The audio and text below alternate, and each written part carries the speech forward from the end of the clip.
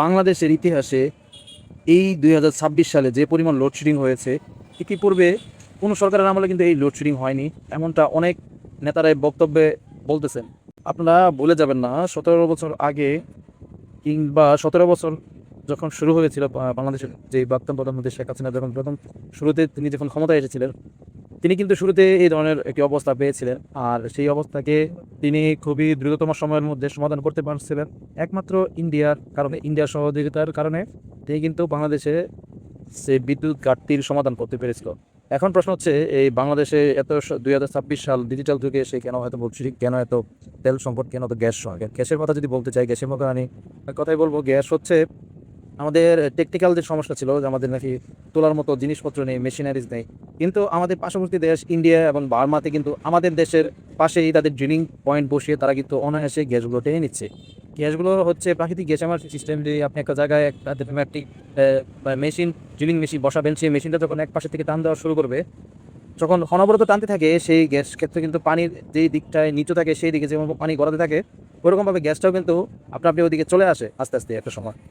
সেরকমভাবে খনিজ সম্পদ, গ্যাস, তেল, কয়লা, বিভিন্ন কিছু কিন্তু ইন্ডিয়াতে এই 17 বছরে নিয়েছে, আমাদেরকে তারা বিনিময় দিয়েছে বিভিন্ন সামগ্রী কম দামে, আমাদেরকে দিয়েছে বিদ্যুৎ। স্বার্থ ছাড়া ইন্ডিয়া কখনো কোনো কাজ করে না, আর ভবিষ্যতে করবে না। আমরা দেখেছি বিগত সরকার আমলে ইন্ডিয়ার সাথে প্রায় 5 থেকে 6টি স্থলবন্দর চালু করার কথা ছিল। আমি গতকালকে গিয়েছিলাম আখাউড়ার অপোজিট সাইডে রয়েছে আপনার যে বন্দরটি, সেখানে আমরা দেখেছিলাম যে বড় বড় রাস্তা, ফ্লাইওভার করা হয়েছে। সেই ফ্লাইওভার করার কারণ ছিল একটাই, বাংলাদেশের সাথে স্থলপথ দিয়ে আপনার যেন সরাসরি মালামাল থেকে শুরু করে সব কিছু যেন চলে আসে এখান থেকে, এবং বাঙালিরা যেন সহজে ইন্ডিয়ার সাথে ব্যবসা বাণিজ্য করতে পারে, ইন্ডিয়া যেন বাংলাদেশের সাথে ব্যবসা বাণিজ্য করতে পারে। তো এরকম বহু জায়গায় কিন্তু এই ধরনের প্রকল্প চালু হয়েছে। শুধুমাত্র এটা ইন্ডিয়ার লাভ যে তা না, বাংলাদেশের লাভ ছিল, বাংলাদেশের স্বার্থ ছিল। কিন্তু ইন্ডিয়া লাস্ট ফিনিশিংয়ে যে কাজটা করেছে, তারা তাদের স্বার্থের জন্য তারা বিপুল পরিমাণ, মানে তারা আমাদেরকে দিয়েছে 10%, আমাদের থেকে নিয়েছে 90%, কিছুটা এরকম হয়ে গিয়েছিল।